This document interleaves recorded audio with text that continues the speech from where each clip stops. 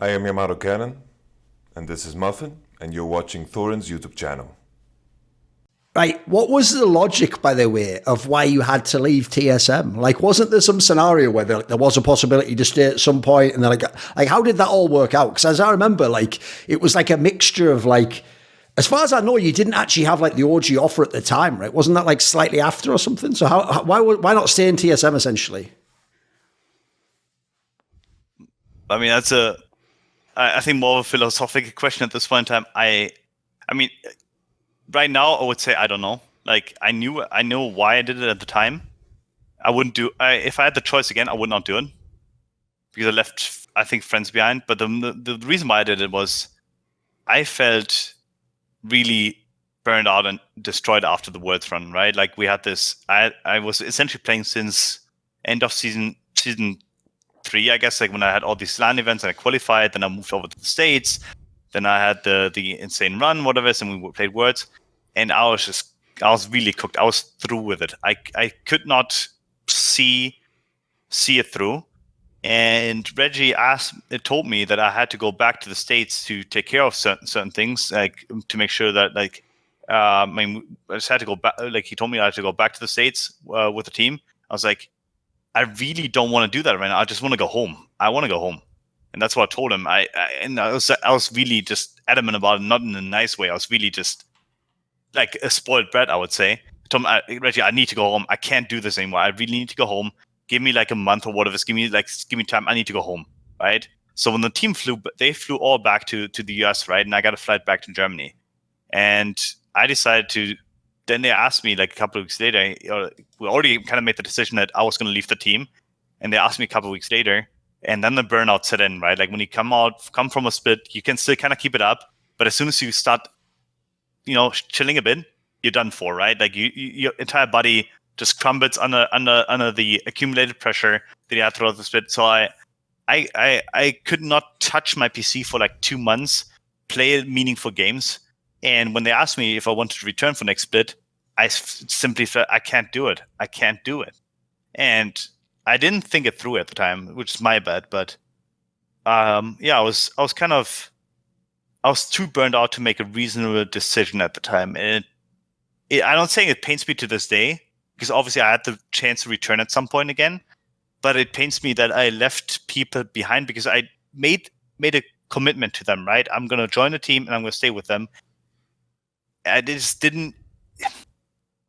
I mean, I guess it wasn't supposed to be. I think that's the best way to put it in the end. It was just not supposed to be. Like there was no offer lined up. I didn't know what was going to happen at any point. I didn't know anything about my future. I just left TSM. Fans were too angry. I didn't really feel welcomed there.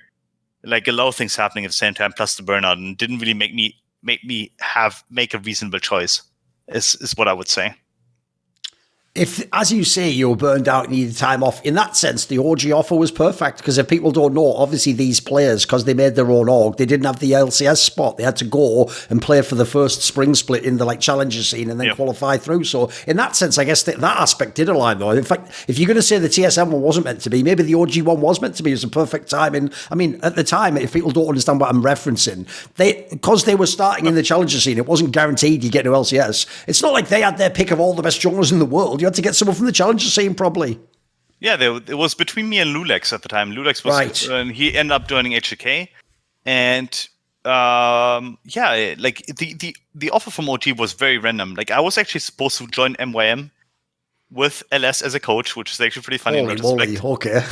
It was actually pretty funny. All right. And they backstabbed me and told me that they suddenly had a Korean jungler, which makes sense if I think about whatever it is.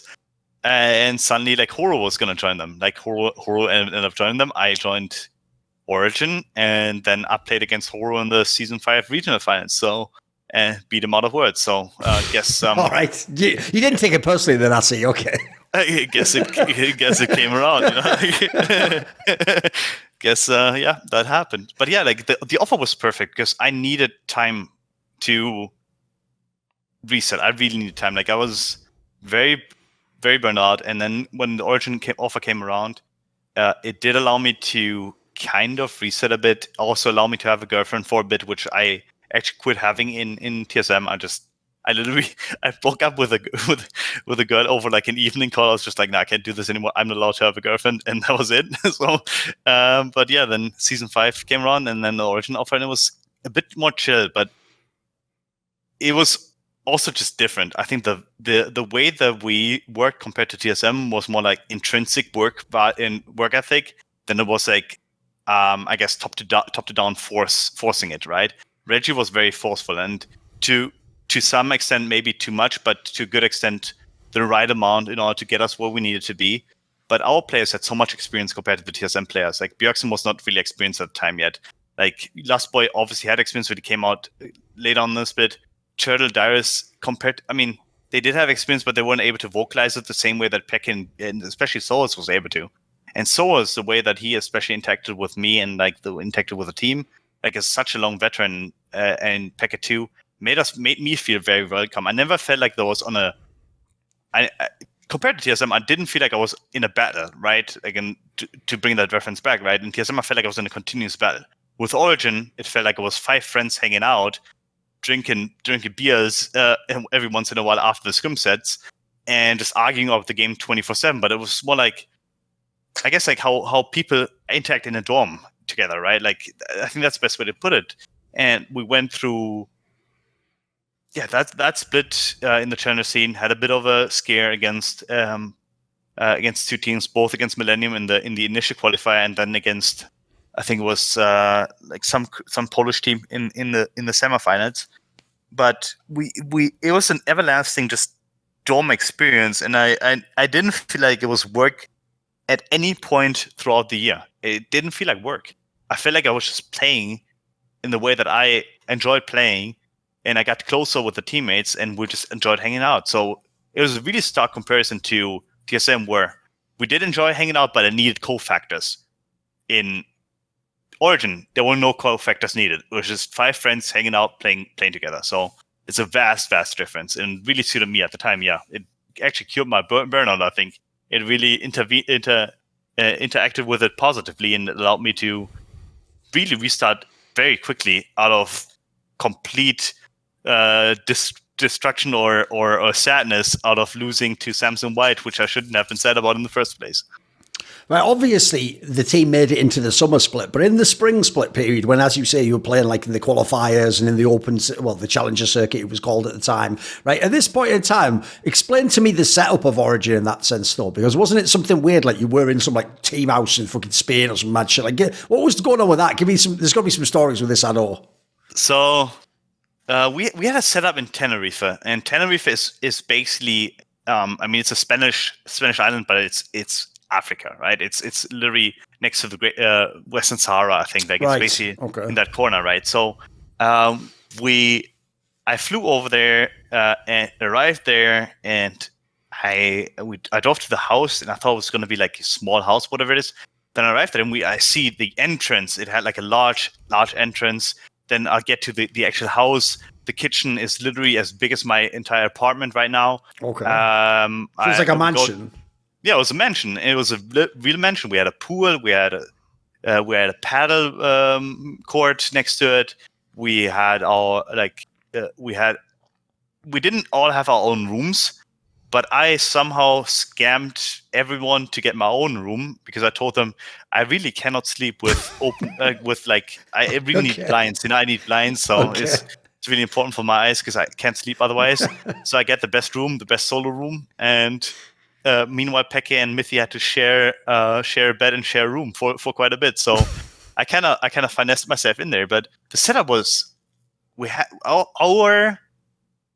it was in North America, like an LA setup, basically. That's how I'll put it. Like the team house you saw in season 6, season 7, I guess, when the money picked up a little, that was basically all set up back in the days. And they Peke and the O Gaming staff at the time, which was our Azubu/Twitch equivalent, literally held parties at the place and whatever it is. So it didn't feel like gaming at all, and it didn't seem like gaming because it wasn't. It was literally, as I said, 5 friends hanging out, and all of us just being in a mansion with one another, and just, like, I think for the first 2 months of being there, I think there was no evening where I can reasonably say that like none of us had a drink, if that makes sense. So Sure. that kind of frat boy house. So people didn't really bring girls over because that Tenerife place was very isolated, I would say, on the island. But if we were closer to the city center, I think it would have been even more wild. But it was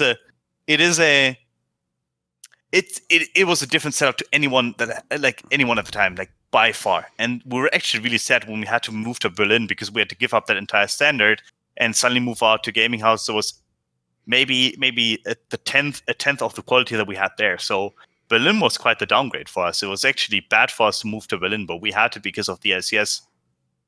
Right, one thing that might be surprising to some people, because I have to reference this in the storyline, it's why it's actually epic to me he played for so long, is when sOAZ was a pro, I always tell this story, I did an interview with him in spring season 3, so 2013, but because he was one of the most old school League of Legends pros, he'd already been pro for like 2.5 years or something at that point in time. So even in that time, he actually told me in the interview, I don't actually care about League of Legends, the game, that much, I don't enjoy it that much, I just play to be pro and have competition, basically. And the reason why that always stuck in my mind is because if people don't know, especially before this era, but even coming into this era, sOAZ and xPeke, because not only had they been so successful in Europe and EULCS, and they used to win every split, basically, but also, like, they'd also played long enough that, like, as mad as it sounds, even though they were really good, they'd sort of mastered like how you peak for the playoffs, like exactly how much you can like play to still be good without like no lifing it. And as you say, if there's ever a party, if there's ever a fucking a Friday where they wanted to, they would find a way to do it, but it wouldn't affect the results. Is what I always was amazed by. So give me some sense in this regard, because these guys, like, think about the contrast. The TSM example we gave before, it is like I always say, like Reggie would just bust in the room and be like, "What's going on here?" I'm like, "We're losing," or something. Like, this seems like a totally different contrast, because these guys, they were sort of slackers in a weird way, even though they were amazing at the game, right? Yeah, I mean, the best way I'll put it is like me and Mithy kind of had the similar mindset, and we actually played together on a team briefly in season 3, so we kind of knew one another already. But when we had discussions, it was basically just Mithy screaming at Sven, Peke just looking at it, and walking away. Like after 2 minutes of listening, it was like, nah, I'm not gonna get it. It's not gonna get into it, and I don't want to listen to it anymore. So, sOAZ in a way did like he was a bit more argumentative in a way, but both of them kind of knew that, you know, like you have to save your strength, and they did save their strength. It was not necessarily that they were slacking in practice, but they were able to pick up information while playing at a 80% level, if that makes sense. So some players had to continuously be. Now, I may have been one of those players that need to consistently work really, really hard until later in my career when I could pick it up a bit more. But I had to work really hard to be good. They didn't. They just subconsciously picked up every kind of information, even if they were losing lanes. Like they were losing a couple of lanes. For example, Peke in the later part of the summer split, he was losing a lot of lanes. But he was able to subconsciously pick up all the champions that he was playing against, and then was able to perform with them at Worlds, which was obviously more important than playing them in the regular season / regional qualifiers when we knew we were going to win, right? It was quite magnificent to see, and I think that is also why especially sOAZ was able to have such a longevity, because independently of what happened in scrims and around him, he cared obviously, but he did not care about the result as much as other people did.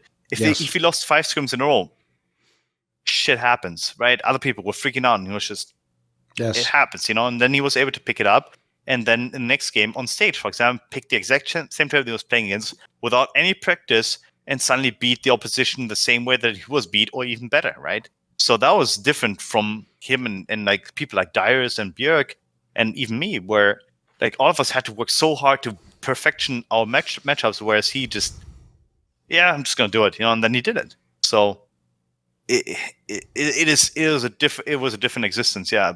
Especially if you had the TSM-ish kind of like battle next to you in Mithy and Sven and me, right? Like us arguing, and Peke and sOAZ just kind of like taking a step back and knowing that this is gonna pass. This happened before.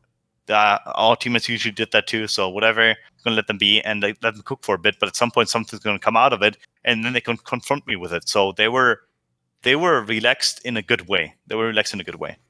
Let me ask you about sOAZ specifically, because he's a guy I've known for many, many years as well. I always think he's one of the most misunderstood players I've ever met in esports, mate, because some of the things about how he interacts publicly mean people take it totally the wrong way. Like, I'll give you an example. As mad as it sounds, people unironically at this exact period of time used to say he was a choker. I think my assumption as to why they were misguided there, dude, is he was a complainer, and he's definitely someone who'd whine if he didn't like how the game went. And if you saw him on camera, he might look like he was tilted, but my joke was he's just French, mate. Like, he just does that thing where they sort of like 4% whine about everything that's going on, but in a way where it's like, I'm just doing it to get out of my system, as it were. And as you say, like, mate, he was the opposite. He was one of those clutch players I've ever seen. Like, as you say, it doesn't matter what the score is in the game. It doesn't matter if this team's more favoured. And that thing you said also about the champions, that's not some, like, nostalgic, like, romantic. That was real. He really could, like, there was even examples where he'd be like, nah, this champion isn't even good, so he wouldn't practice it. But then it would just become so OP in the meta. He would be like, yeah, let's play it. But as you say, he could just play it and win like the first game he played on it, or play it in a series for the first time and just be winning. And so I always thought that must be such an insane fucking mentality he must have to play. Because the other thing as well, I'll throw the last thing in here, is because he was someone who complained, like famously, if people don't know, he basically was the one who invented that dog champions thing, but it wasn't for jungle, it was for top lane, because it was like the fucking Cho'Gath and all that shit that no one wanted to play. But what people forget is this detail amazing. He didn't say dog champions and then Forgiven style refused to play the champion. He said dog champion and then was the best at those champions. Yep. Like, he actually had, I always thought people, because he seemed arrogant and he seemed like he was complex, people thought he was a bad teammate. As far as I can tell from talking to him, this guy's an amazing teammate. Like, who the fuck wouldn't want that as your top laner? Like, think of all the upsides we're talking about. Like, he's a very misunderstood guy in my opinion. What do you think of sOAZ in this sense? I mean, he's one of the few that I still keep in touch with once in a while, because I do believe that he's inherently a very caring person. He is misunderstood in the way that people think that him complaining means that he hates something, he's not going to do it, and whatever it is, he's going to be like, nah, this is terrible, I don't want to do that. Like, but it's more like he complains because he just likes to complain, but then he does it anyway and does his work, right? And in terms of players that I've played with, like, I mean, he's the guy I obviously played with the longest. I played with him in Origin, Season 5, Season 6, and a bit on FNATIC until I got the boot. But the man has a distinct public persona that obviously aggravates people and makes them think of him as lesser. But until Season 8, basically, when he was replaced by Bwipo, like, he was likely the best top laner all around for the entirety of in EU, right? There was maybe a small spec in Season 6 when he was worse than others, but it was also because our team was really dysfunctional. Our teams were really dysfunctional. But even Season 5, like the final series against Huni, he outplayed Huni, and Huni was the most hyped player there was, right? Like, Huni was the best, Reyno was camping him, but Huni was always performing. Then I see sOAZ picking up Gangplank while he was dead, right? Yep. Gangplank died, so he couldn't really practice him. But he played him to the max, and he was one of the only players who could do that. So he cares in his own way. And once I think he cares about you in a personal way, he really does care about you for life. I think he's like, I think the way that I'll put it is like, you should see him in the way that he probably sees himself, and he grew up in, because he obviously talked about this, him being a baker for quite some time.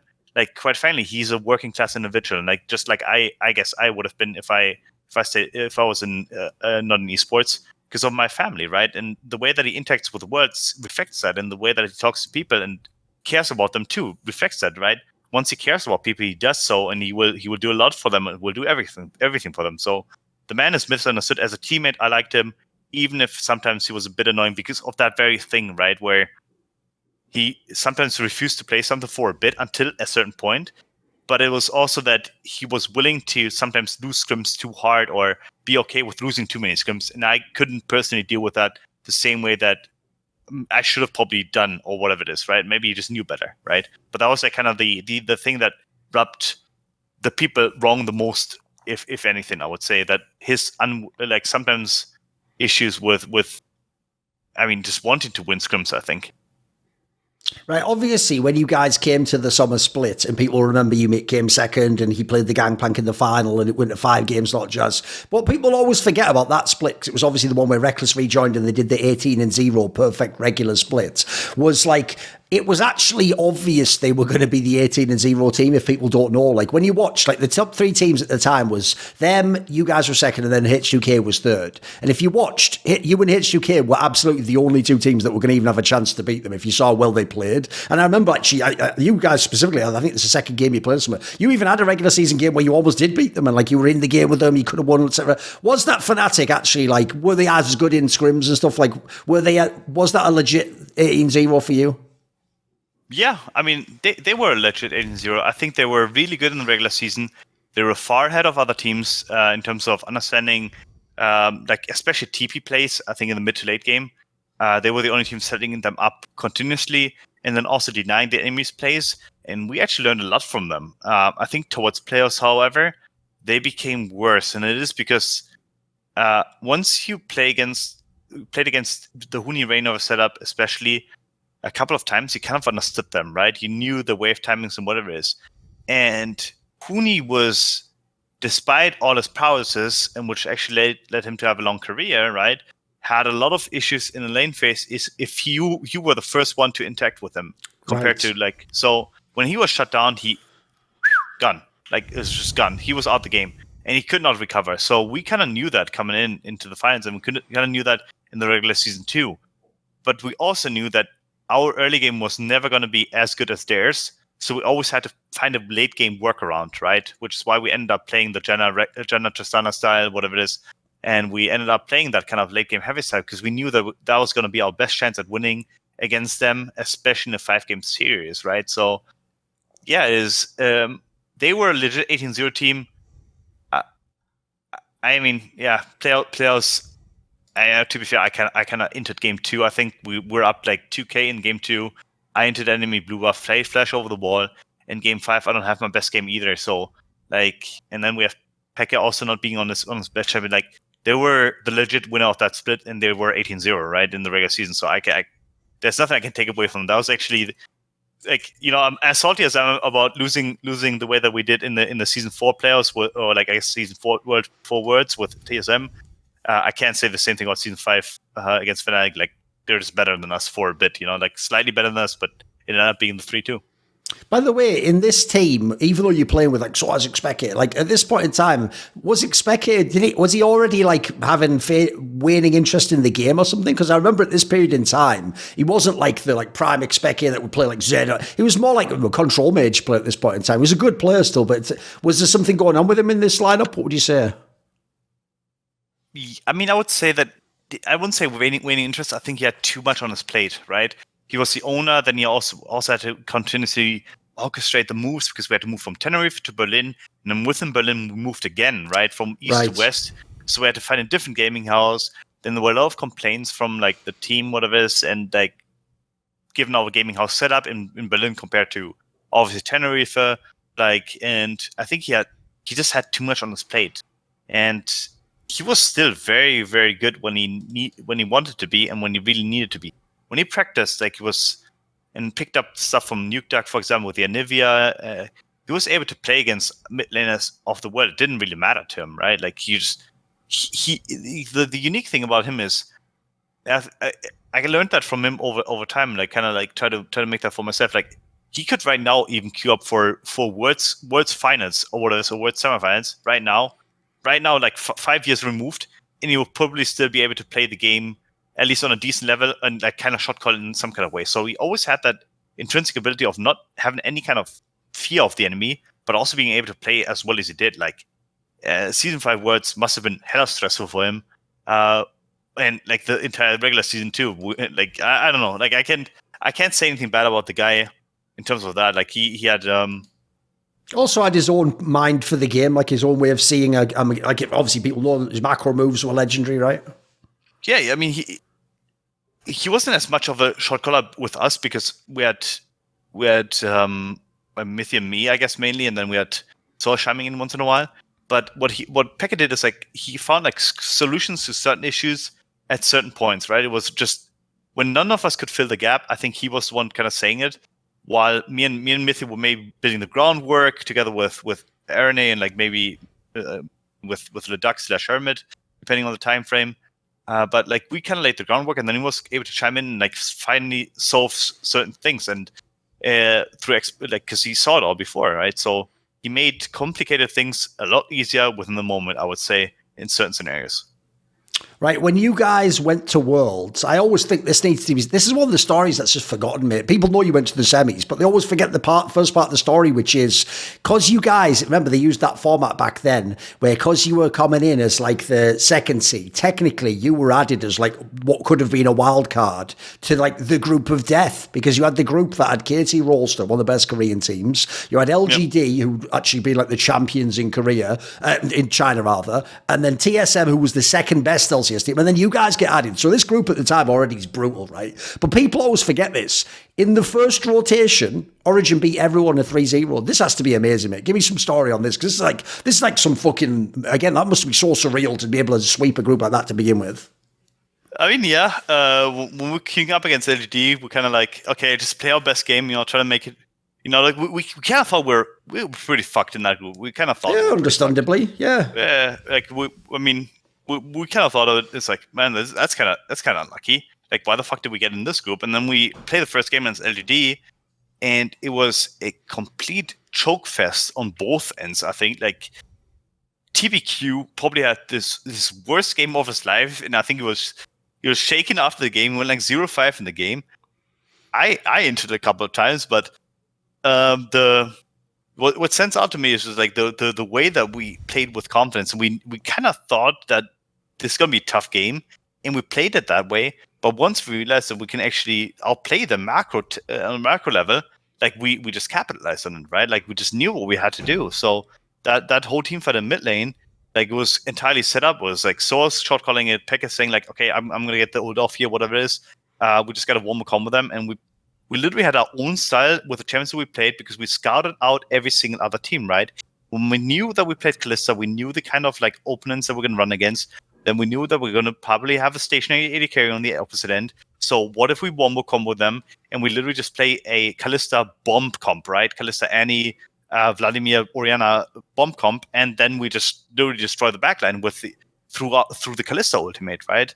So that was our thinking. And against KT, we also had our own thing. We knew they're going to play Cotmore because we saw this guy playing it a lot in solo queue. So we had this information on Arrow too. And they were like, what do we do against Cotmore? Well, TF is a really good pick against it, because we can camp on, like once he goes side, once Cotmore is on side, we just have to pick away the Thresh, and there's no protection for him, right? The only protection would be Tam Kench, but Tam Cotmore is a horrible lane. So we kind of had this whole thought process about the teams and the players we're going to run against and the champions they're going to pick. And against TSM, I mean, we just knew we had to play solid that we were going to win, because we kind of knew about them, that they were not that good at the time anymore. But yeah, that 3-0, like I just remember throwing my headset on the table. I was like just screaming in German, like Geil, whatever it is, like Geil. It's like, I was just, because it was surreal. It was in France with all the fans around, like and especially in the LGD game, and actually most on the KT game, once we made that Nasha play, especially like the Origin chances picked up, and that felt pretty. I can't complain. I can't complain. But yeah, we were scared. We were scared to come into the group with. We knew it was going to be tough. The only thing is, obviously, this World Tour, look, to come top four is a big deal. Even to this day, that's still a very respectable placing. If someone can make it from the West, it's going to be probably the best Western team in most years. The problem was, in the semi-finals, obviously, like, it was definitely not fated for you to make this final, because the SKT team you played, people will know, they only lost one game in the whole tournament. That was in the final to the Q Tigers. Like, this was the team that, a lot of people to this day think this is the greatest League of Legends team to ever play. It was the one, because it was season 5 and people don't remember, this was the one where they had all those famous meme narratives, like, you know, if they're down 2k, it's actually even. If they're like ahead 2k, then they won the game. You know what I mean? Like, they were the ones that could just always team fight back into a game. So, like, put it this way, was this semi-final like unwinnable? I mean, yeah, it was. I think we should have won game 1. I think that's what it is. That was the close one, right? Yeah, it was a close one. Game 2 was lost at some point. It was even until it wasn't. And game 3 was just Faker taking over entirely with his rise. I mean, we didn't really think we're going to win, but I mean, Yeah, it was unwinnable. Like I thought we're likely gonna lose to SKT. Like that was our thought process. If we had to play Fnatic, we're like this could go potentially either way. If we somehow face them, if we face Ku, I think like in our minds we would have like given our scrim history with them would have been favored for us. But like SKT was the one team out of those three other teams that were like, that's a 2080, that's a 2080 or 1090. Like we didn't believe we're gonna win. Like in comparison to even the Samsung White series, I felt more confident in the Samsung White series than I felt in the against SKT. Right. Like the playstyles matched up too badly for us. Like against Samsung White, you could kind of beat them out in the early game, and maybe you could win the game through that. Against SKT, there was no early game. You could not play an early game against them because there was no opportunity to make a play.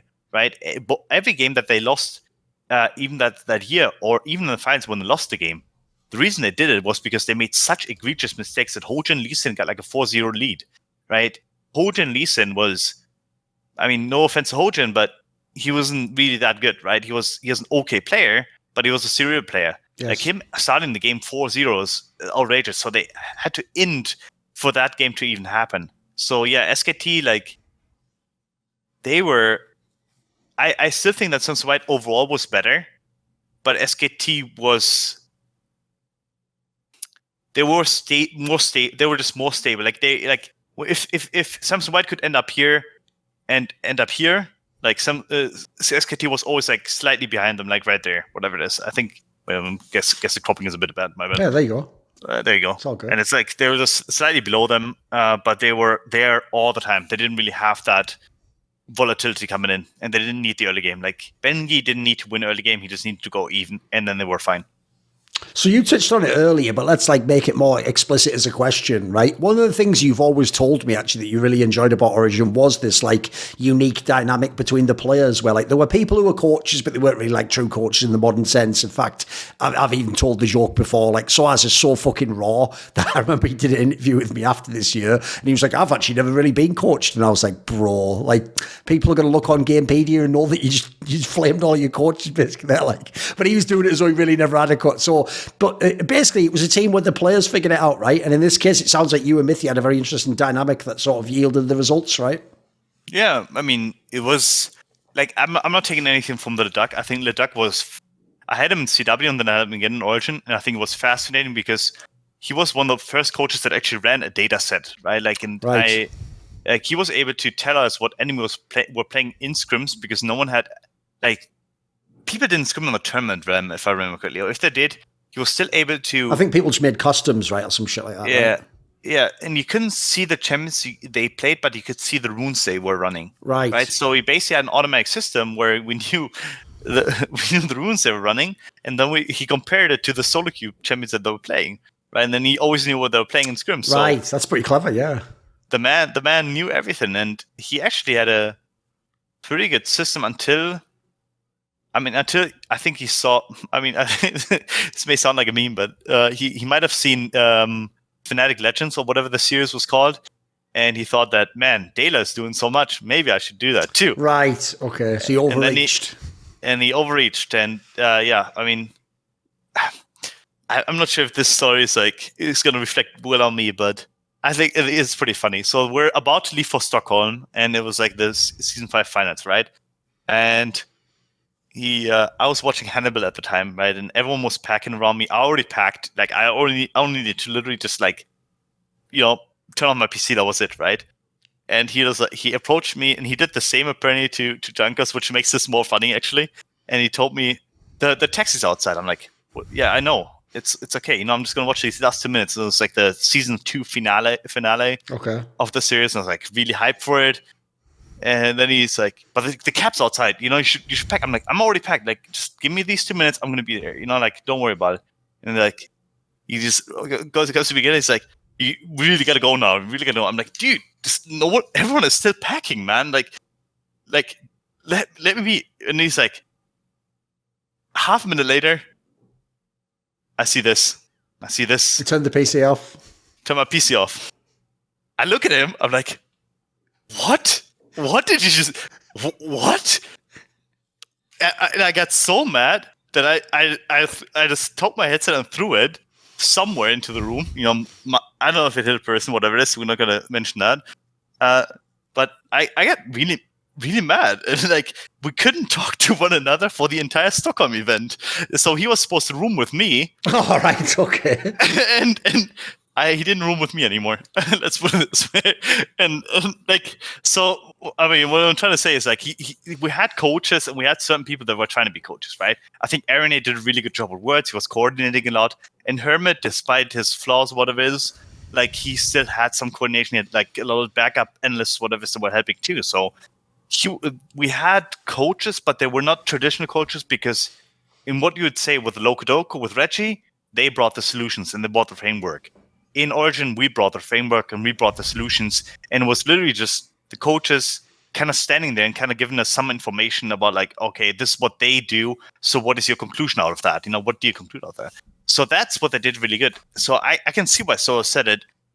I would have been less harsh about it, but maybe at the time I would have also framed it the same way that he did, that I wasn't really coached, because at words it was a rough one. It was a rough one.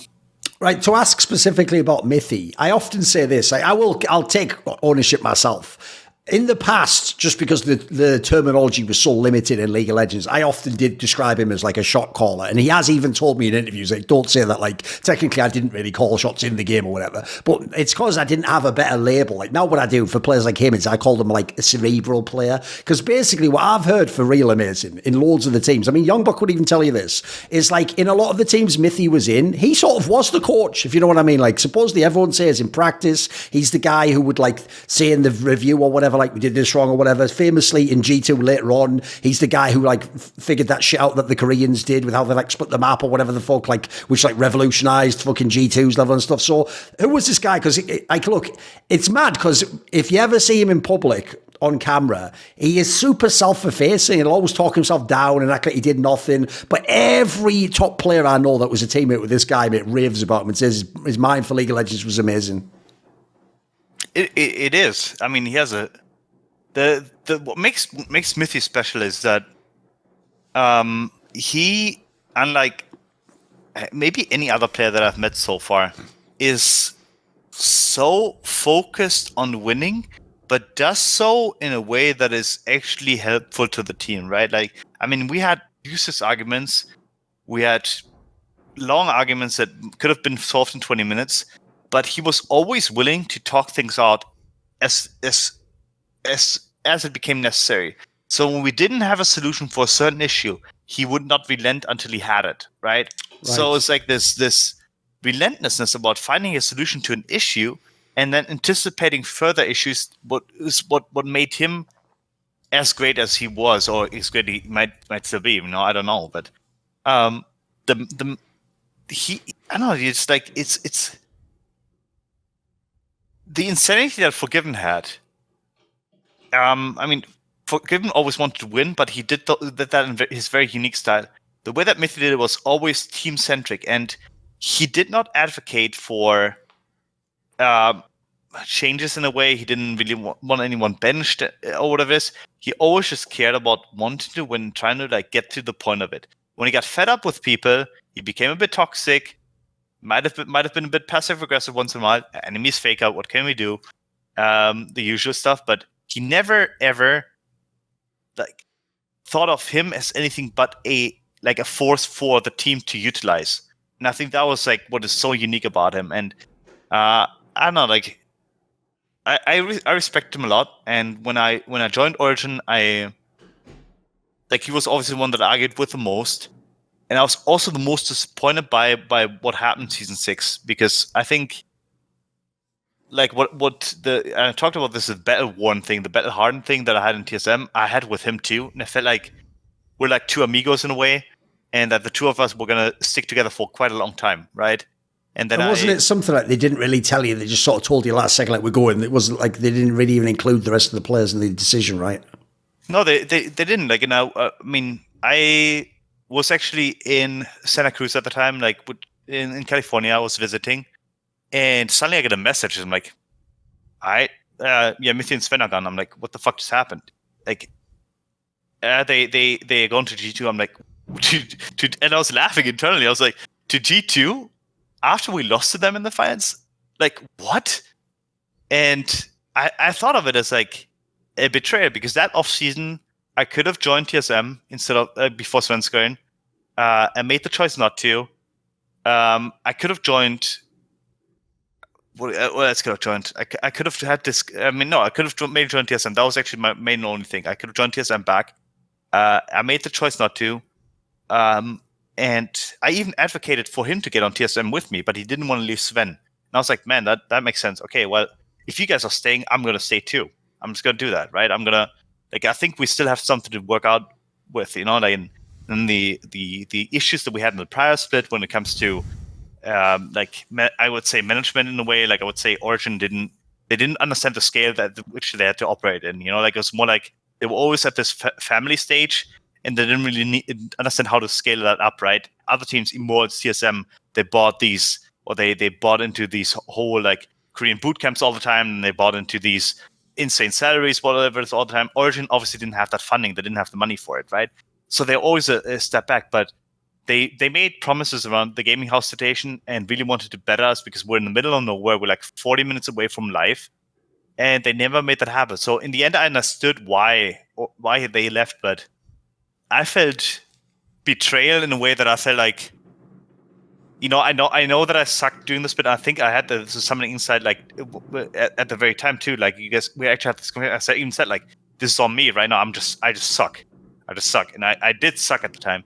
And then towards playoffs, I started not sucking, and we suddenly made it to the finals, right? And then we had this hunger of, well, what's going to happen next? But we're really hungry now. We know how to win the games now. Peck is back in play. We get him back. We're going to win the split, whatever it is, no problem.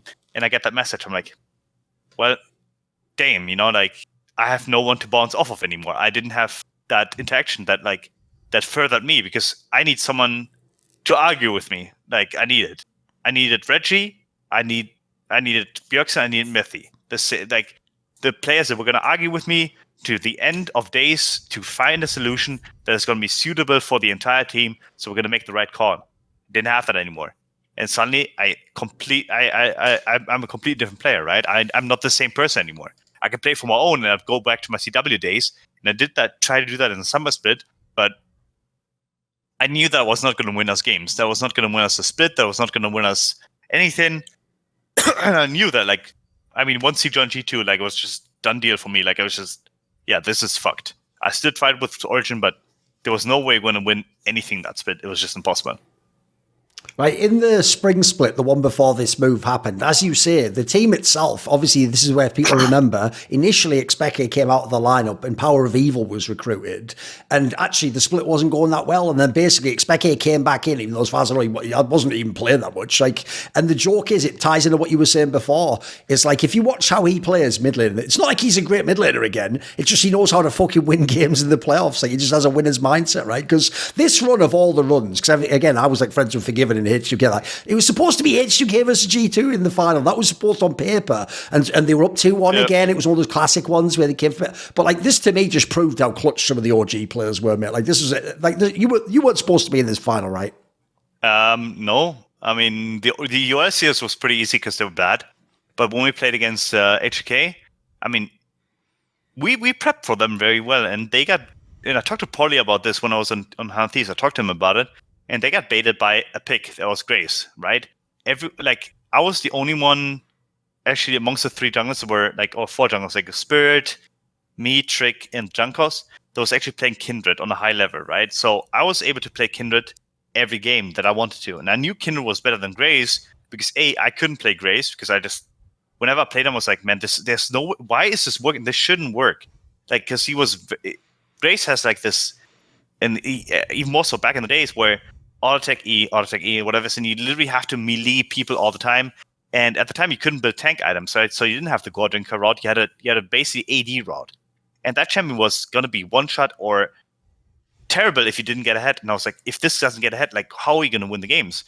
So I knew that Kindred was the better pick because Kindred could scale infinitely and had like this 1 or 2 item power spike of Hurricane plus the attack speed enchantment, and was going to carry mid game, right? So we abused the shit out of that pick, and we were able to play against Graves against HK, they also made a couple of mistakes, but we literally let Junkers play the supposedly best pick in the meta right now in Graves every game that he wanted to, and we just played against it. I played Kindred against it twice, then I played 2 Gragas games against it, and I don't know, it just worked out for us, right? We're not meant to be in that final because I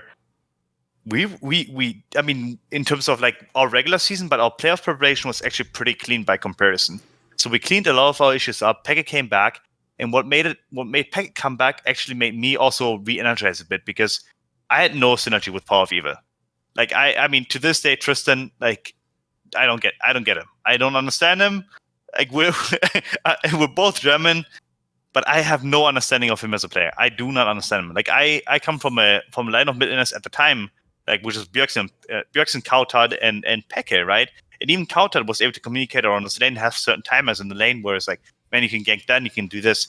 PowerofEvil played his own style, and he played it very well, but it was not suitable for me because I needed someone with me that was like, okay, I'm going to tell you when I can gank, and you're going to tell me the wave status, what it is, and we're going to have this interaction, and we're going to synergize, right? That's how I had it with Bjergsen, that's how I had it with Peke. So when Peke came back, I could play the game again, and I could then utilize those lessons that Peke kind of like again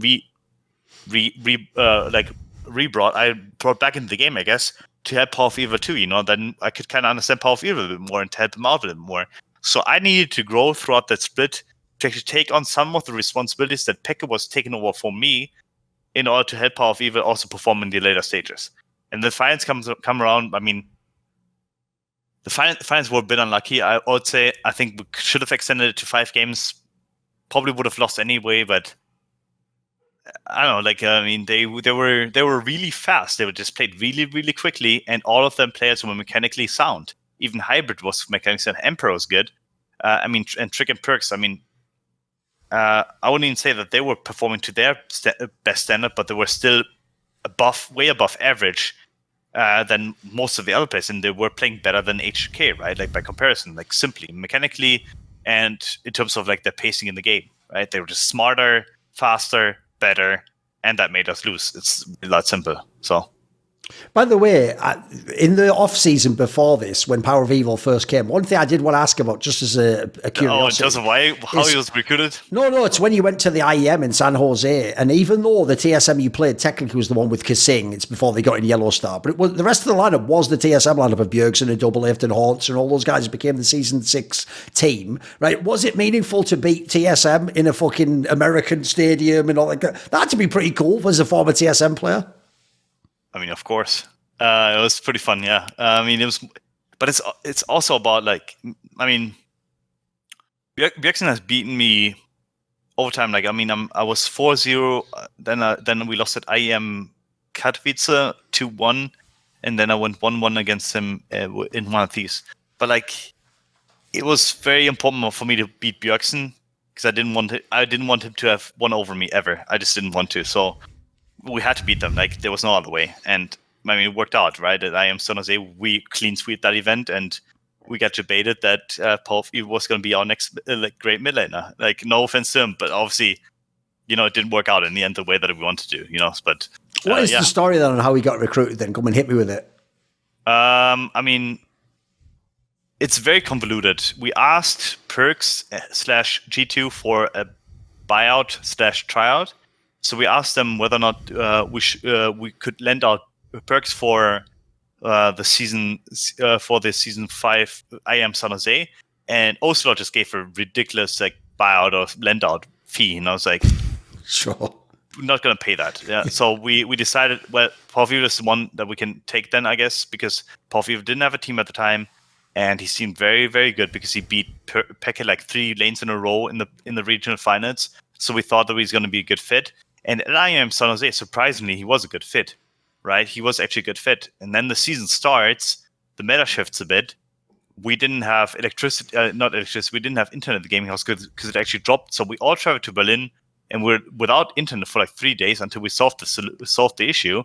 And our prep for the split was basically a week and a half. So all the progress we had prior to that was just gone. So again, like as dumb as it sounds like, but these kinds of things happened with an Origin that like were so trivial, but they made such a difference in the end that man, if we practice a bit more in the beginning of the split, if we had a better prep, if we took a longer time, maybe it would have been different. But it's like we made and I think that's also on the why Mithy and Sven left in the end. So many trivial errors that didn't have to be there, right? If you're without internet, well, that means you better find a solution with PCs and whatever somewhere quickly. Just do it, right? And that took a bit longer than it should have, right? And that's kind of the story of the split, is like that every solution that was supposed to be found was taking too long from the management as well as the team. So it was just weird. It was weird. And then then we lose 2-2 in the finals.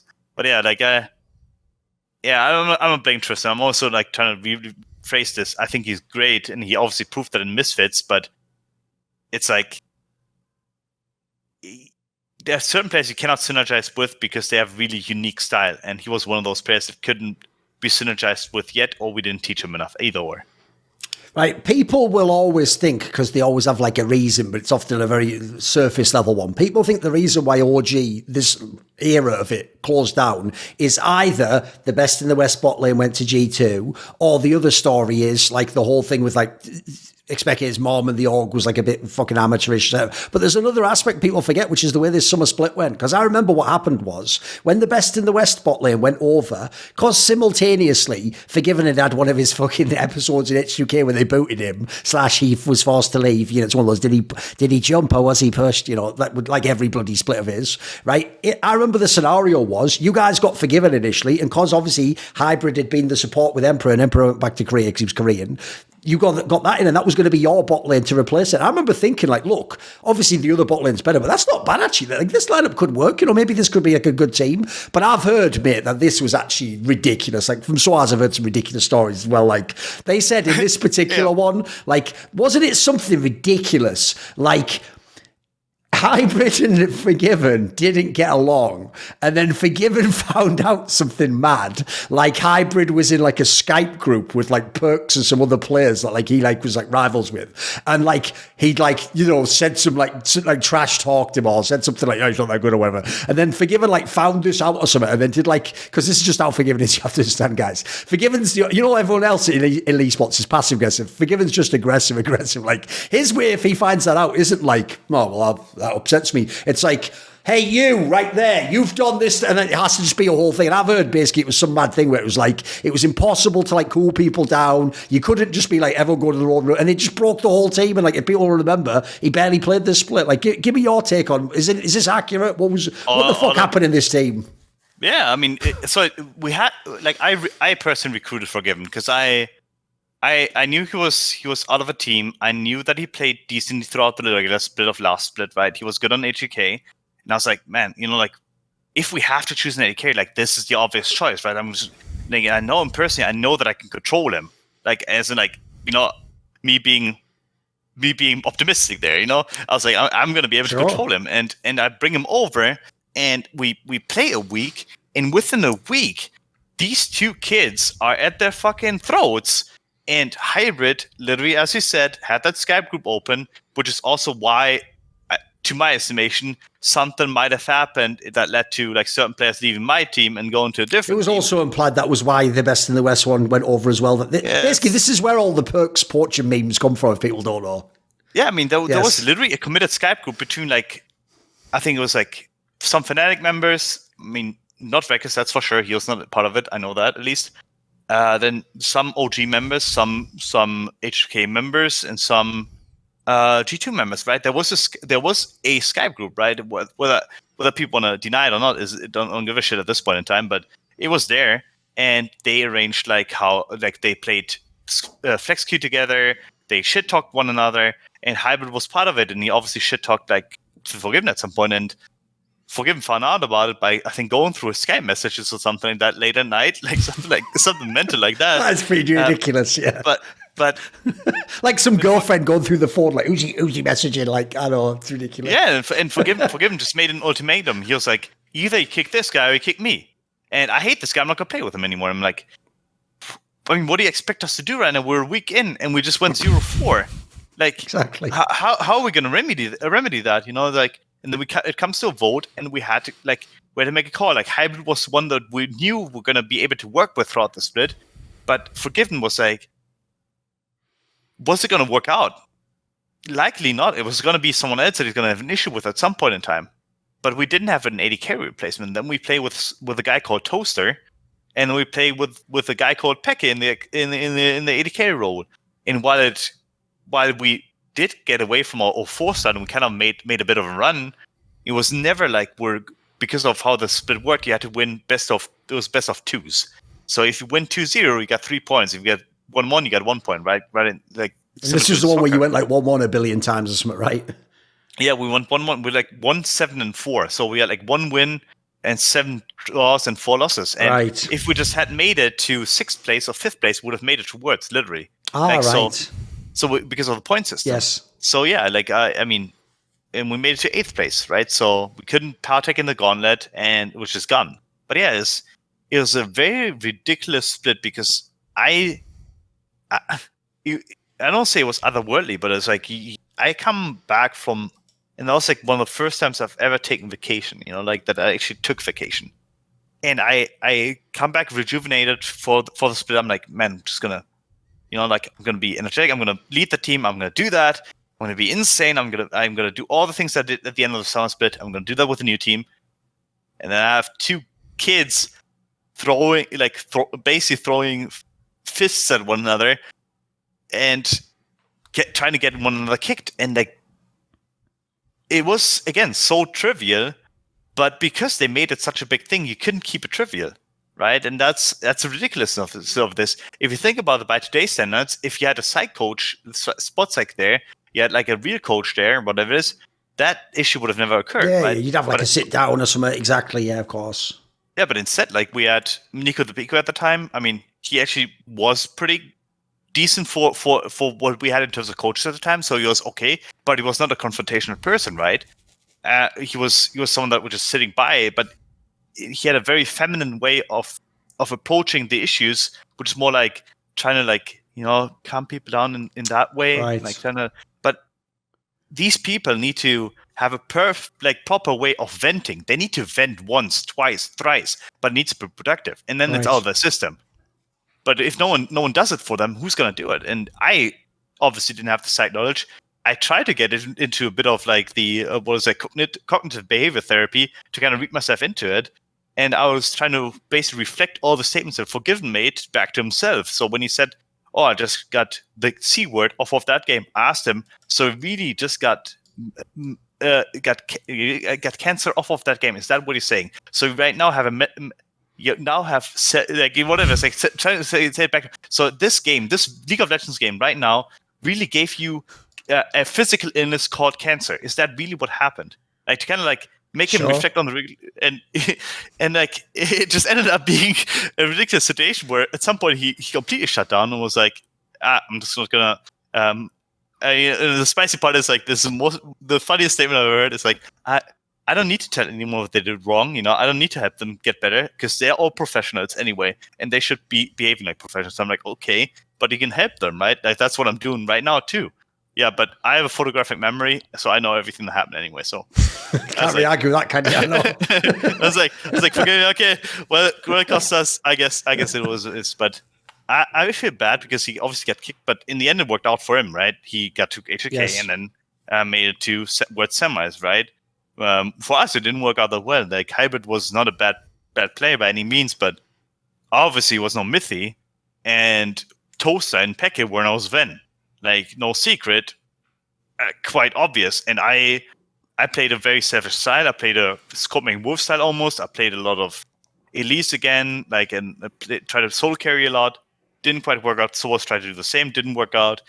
And I don't know. We just never got together as a team. So it was a unlucky situation, I would say. Money doesn't grow on trees, and believe it or not, just watching a video for free with the odd ad doesn't really pay the bills. So thanks to the following people for kindly supporting my work and this particular content. And those people are, of course, Ahmed Hadju, Matt Pugnaccio Racula, Animosity, Bot Pounder 420, Jensen Gore, Kovacevic, Tobias Bernasconi, Tosh, Toucan, and a special thanks always goes out to Jerky's Minion, my main man. You know what? There are plenty of perks to be found on my Patreon. Like, you can find out who upcoming guests are for my reflections, interviews, and talk shows. You can ask me a question in my monthly AMA. Might get roasted if it's a bit spicy in how you phrase it. You can figure out which pieces of content I might want to do next. I often ask people which they think between certain ideas, offer suggestions. You can even take part in one of those long discussions with me about all kinds of esports, whatever's on your mind. So if any of those sound like something that takes your fancy, put your money where your mouth is. Join the Scrutinised today via the Patreon link in the description below.